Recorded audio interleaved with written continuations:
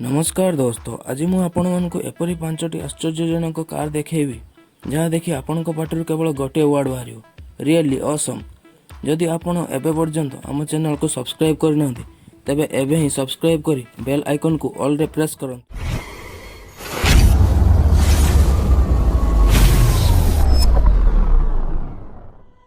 Number 1 big बनाना car. जदि आपण show off करने चाहती अर्थात आपण कार चलेला बेले समस्ते अट्रैक्ट हो आपण को देखंतु तबे एही कार आपण को पई। एही कार रे एका संगरे 4 जन बसी यार मजा उठे पारिबे। 2 hot tub car.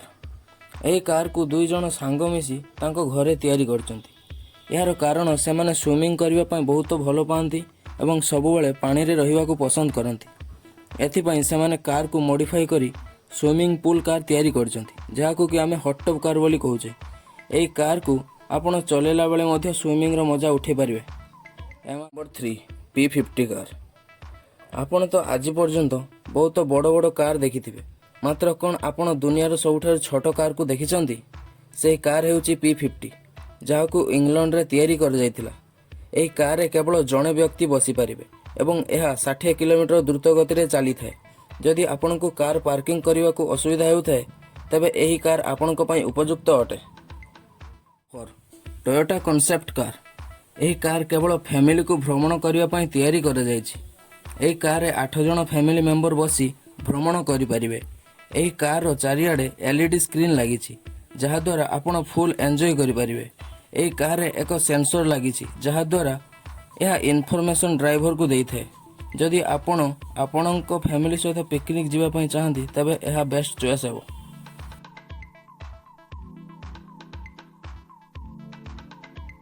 Number 5 Volkswagen Cedric।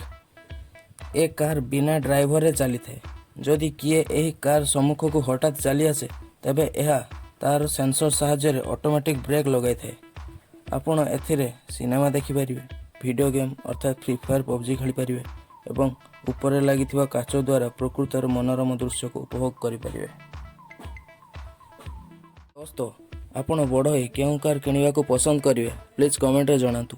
जदि आपण एते पर्यंत आम चैनल को सब्सक्राइब करना तेबे एबे ही सब्सक्राइब करी बेल आइकन को ऑल रे प्रेस करंतु एवं लाइक करी हमर मोटिवेशन को बढ़ांतु। धन्यवाद।